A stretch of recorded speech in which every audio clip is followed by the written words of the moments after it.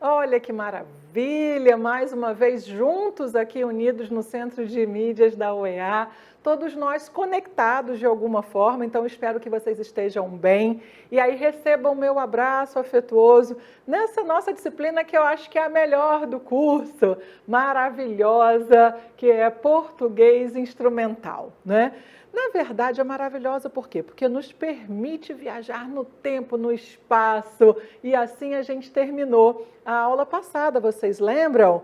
Com o poder transformador da leitura. Então, olha que gosto surpreendente é esse da transformação, de que a vida não para, de que a vida é dinâmica, nós também somos assim.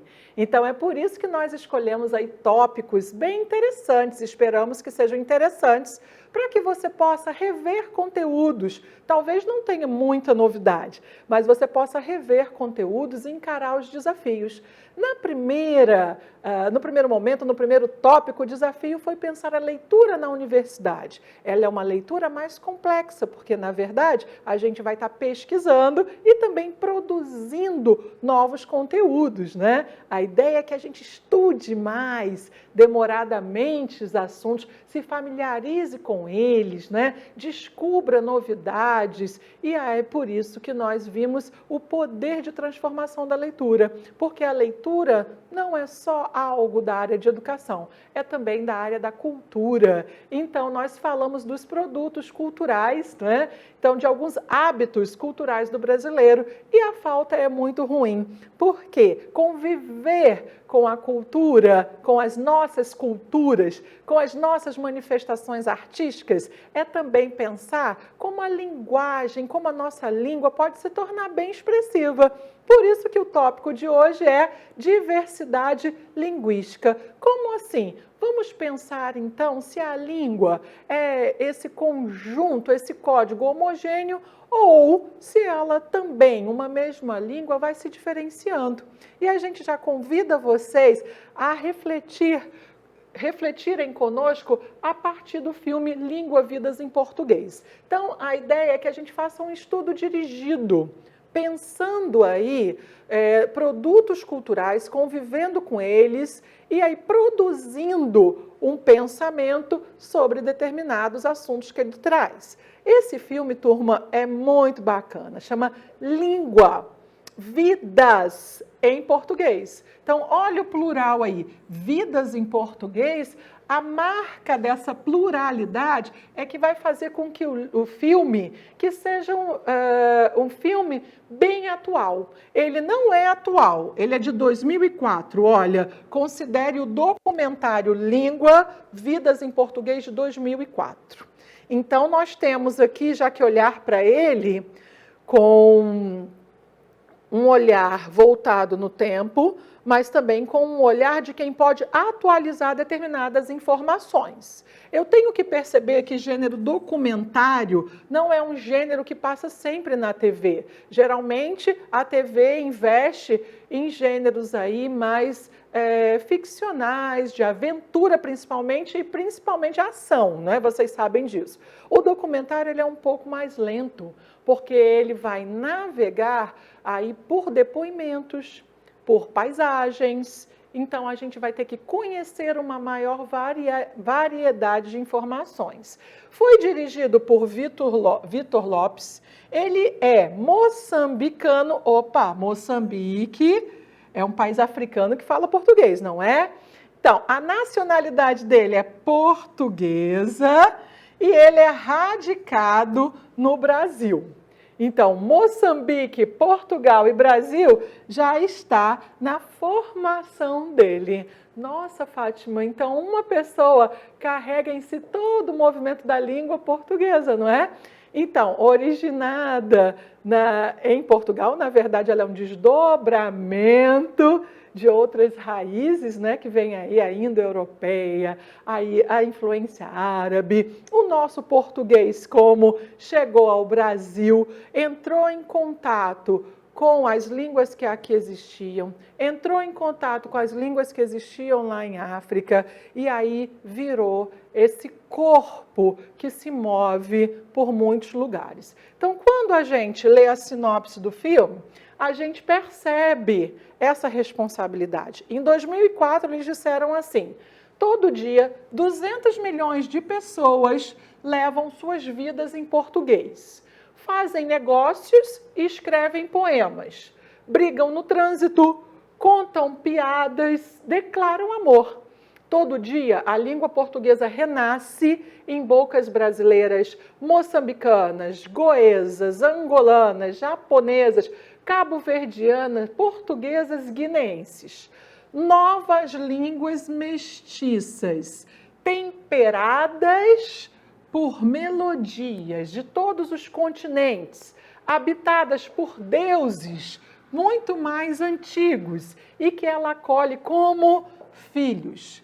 Língua da qual povos colonizadores se apropriaram e que devolvem agora reinventada. Língua que novos e velhos imigrantes levam consigo para dizer certas coisas que nas outras não cabem. Toda noite, 200 milhões de pessoas sonham em português.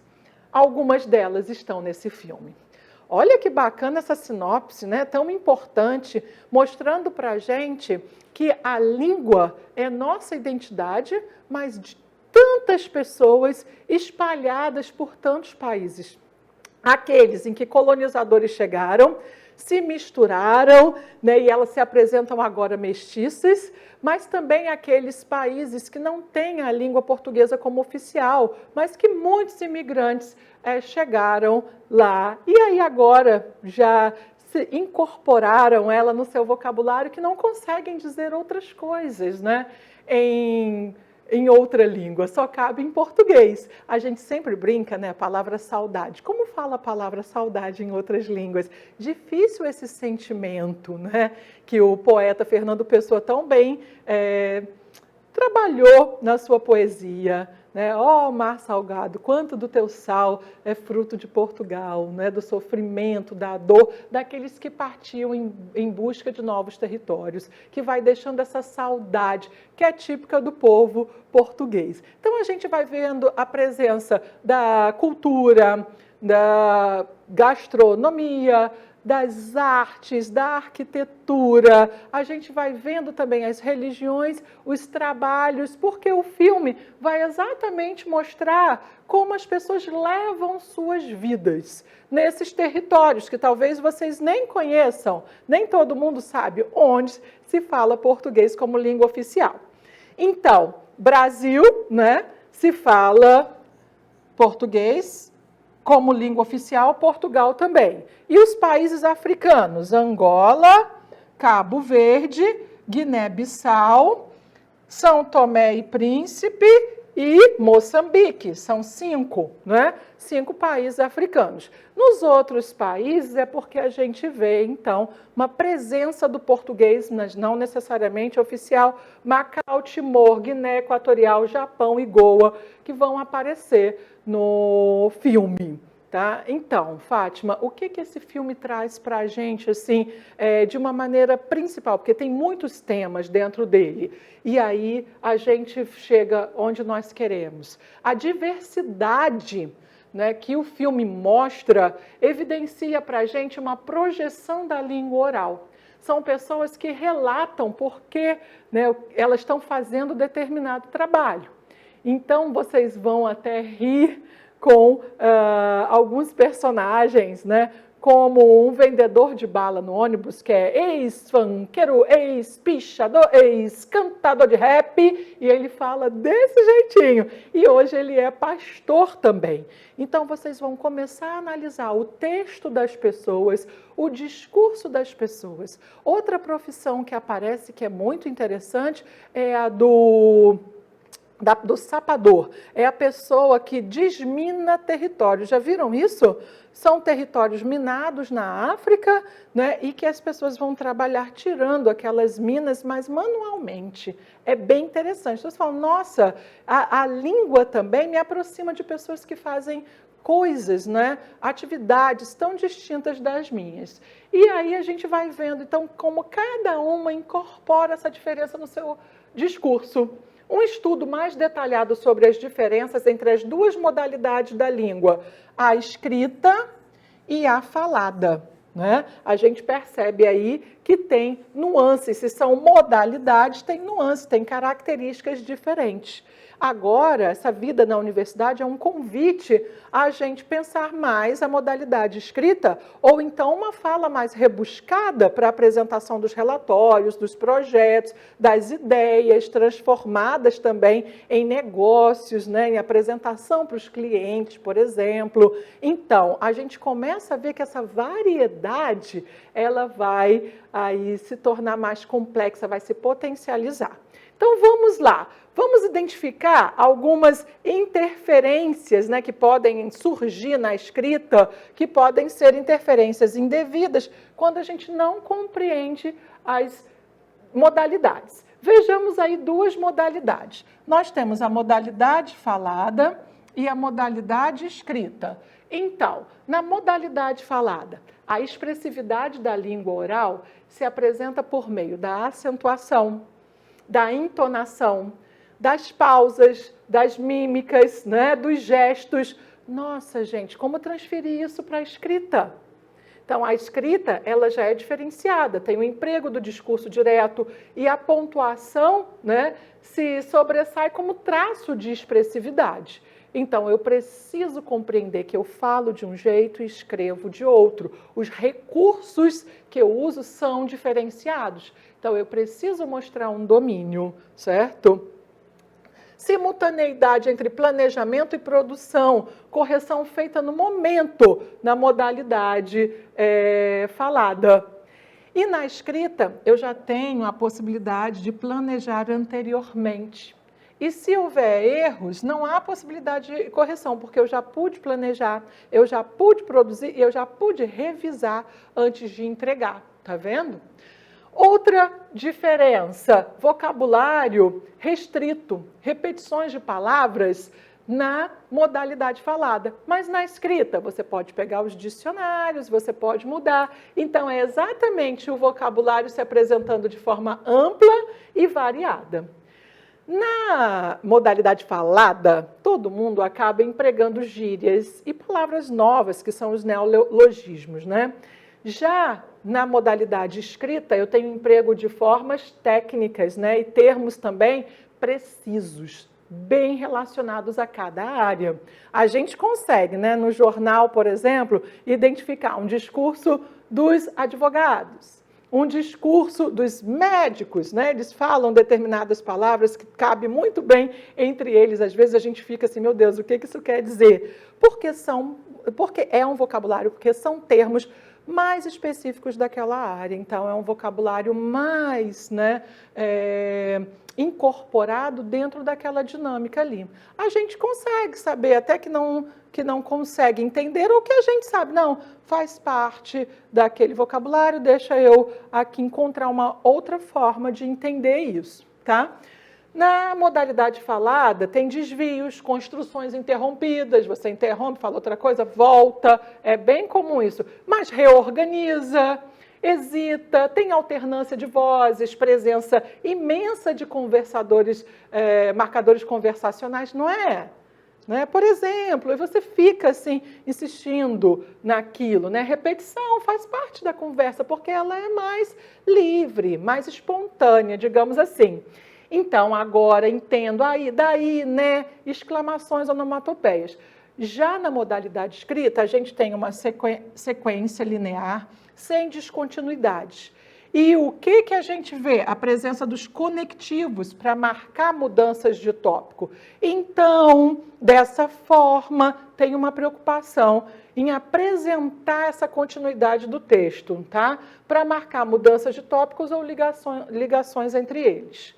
Na modalidade falada, outra característica que se apresenta é o pouco rendimento de alguns tempos verbais. Pessoas não se preocupam com isso. Já na modalidade escrita, o emprego, por exemplo, do mais que perfeito, do futuro do pretérito, do modo subjuntivo. Às vezes, quando a gente vai falar desse jeito, soa até estranho, né? Não soa natural, parece mais artificial. Então, comecem a observar bem isso. É possível perceber, na modalidade falada, as marcas da organização do texto falado à medida que vai sendo construído, que pode gerar fragmentação do ponto de vista sintático da frase. Mas a modalidade escrita não se deixa mostrar no seu processo de organização, porque o texto se apresenta pronto, com suas frases acabadas, coesas e mais que complexas. Tudo bem? Na modalidade falada, nós também usamos, até nas mensagens escritas de WhatsApp, né, que são aí um exemplo da fala, né, ali no texto, a gente usa as formas contraídas. Você vira VC, está vira tá, não é assim? E a omissão de algumas palavras, né? Agora, eu já reparei que as pessoas falam dia, quer dizer bom dia, mas já tiraram bom, não é assim, turma? Então, isso é maravilhoso, porque é típico dessa modalidade falada. Professora, então, peraí, estou entendendo que ao saber, ao conhecer essa diferença, a minha responsabilidade aumenta na hora de usar. Exatamente. No Instagram, eu posso falar, dia, gente! Mas aqui na aula já não vai ser a mesma coisa. Então, bom dia, pessoal. E aí a gente fala mais organizado, mais linearmente. Por quê? Porque nós temos uma clareza na redação, sem omissões ou ambiguidade, né? O escrito não necessariamente chega junto com o seu autor. Não é isso? Eu posso mandar um bilhete, não necessariamente está lá. Posso mandar um e-mail, posso mandar uma mensagem, não estar lá. Então, eu não posso falhar na clareza, senão vou comprometer o entendimento do outro, tá bom? E aí, uma outra característica, menos rigor com as regras de colocação pronominal na modalidade falada. Supressão de determinados pronomes. Na modalidade escrita, rigor na colocação pronominal e uso dos relativos. Tudo bem, turma? Isso daqui, né, foi um gráfico retirado desse livro muito bacana que eu indico para vocês, que é o Leitura e Produção de Textos na Universidade. Veja, então, que tem material disponível só para as pessoas que precisam entender essa complexidade, essa mudança, esse desenvolvimento, né, da língua, agora num novo momento da vida, que requer da gente um pouco mais de responsabilidade, um pouco mais de autonomia.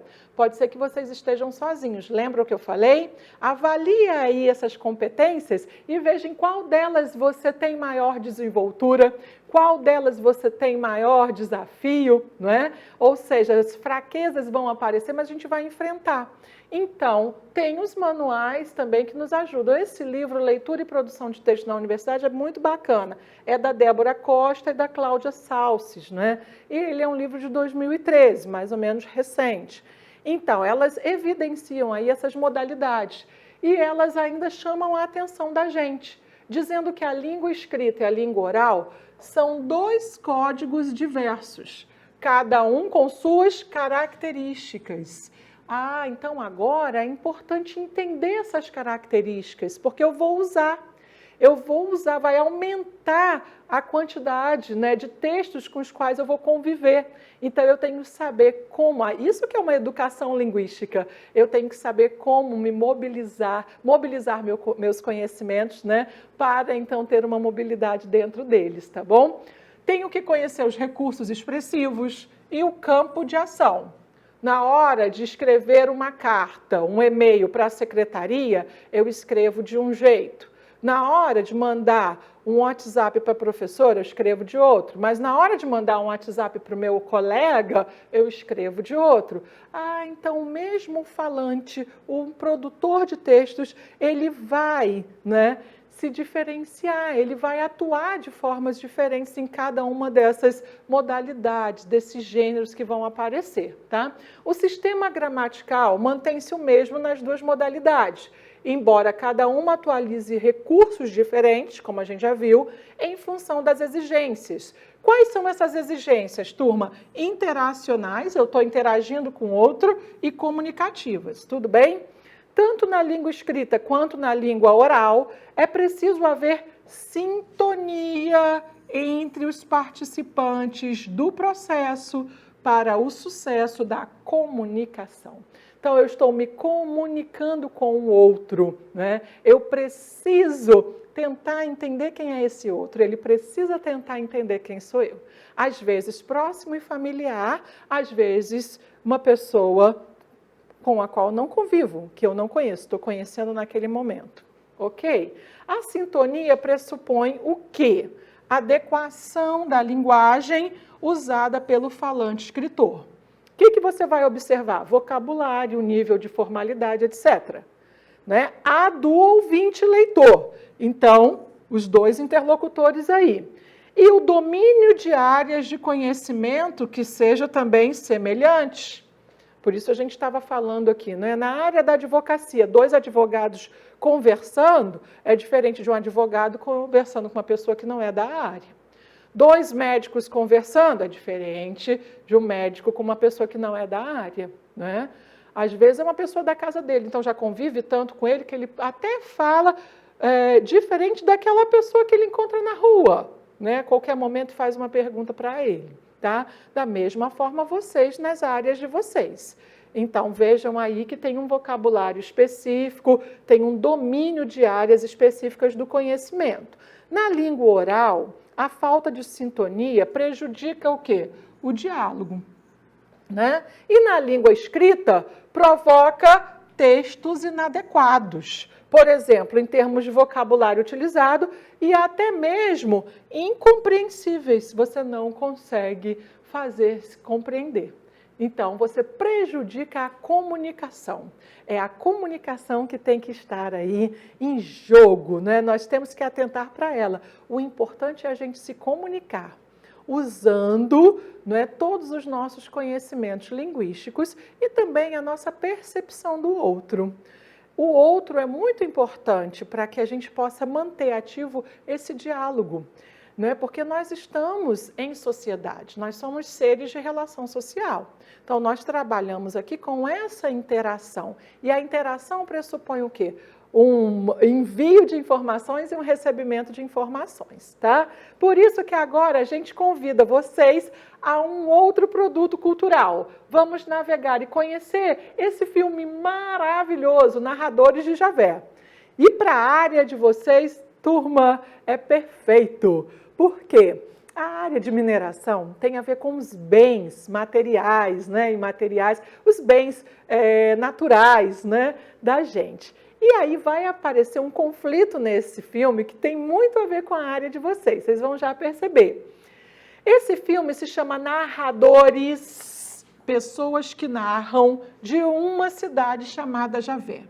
Só que Javé vai ser, vamos voltar aqui, Javé vai ser inundada pelas águas. Espera aí que vocês vão já saber. Então, vamos considerar essa comédia, turma, dá para assistir com todo mundo da família. É um barato, é uma delícia. É uma comédia brasileira dirigida por uma mulher muito bacana, que é a Eliane Café. O que a gente tem lá? Olha só, olha para o cartaz do filme. O povo aumenta, mas não inventa. Então, quer dizer, eu tenho aí algo que é realmente da expressividade oral, né? O povo vai aumentar, mas não vai inventar. Narradores de Javé vão narrar a história. Quem que vai narrar? Os seus habitantes. Pessoas simples. Olha o que diz a sinopse.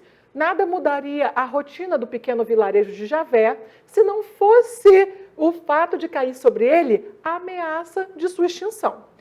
Javé deverá desaparecer inundado pelas águas de uma grande hidrelétrica. Diante dessa notícia, a comunidade decide em defesa da sua existência. E ela vai pôr em prática uma estratégia, escrever um dossiê, que é o que serve mesmo cientificamente, né? Um dossiê que considere aí, que revele os grandes e nobres acontecimentos da história do povoado. né, e assim justificar a preservação. Então, não vai ser construída hidrelétrica. Se até hoje ninguém preocupou-se em escrever a verdadeira história de Javé, tal tarefa deverá ser executada agora. Meu Deus, esse é o desafio. Só que acontece que a maioria dos moradores de Javé são bons contadores de história, mas mal sabem escrever o próprio nome. Tá vendo? Então, eles são pessoas muito sábias, são ótimos contadores de história, mas não dominam a língua escrita. Olha só que problema. É necessário, então, conseguir um escrivão. É aí que entra ele. Quem? Antônio Biá, que é um personagem anárquico. Ele é maravilhoso, turma, vocês vão gostar muito dele. Mas ele tem caráter duvidoso, viu? Porém, o único no povoado que sabe escrever fluentemente. Apesar de polêmico, ele terá a permissão de todos para ouvir e registrar os relatos. Turma, eu escuto e registro. Esse desafio aqui é muito grande. Afinal, são bons narradores. Ele vai ter que ser tão bom escrivão quanto eles são narradores, né? E aí, será que ele vai conseguir ou não? E por que será que ele, então, tem um caráter duvidoso? Por quê? Tem que assistir o filme, hein? Que é muito bacana. Uma tarefa difícil, porque nem sempre os habitantes concordam sobre qual dentre todas as versões deverá prevalecer na memória do povoado.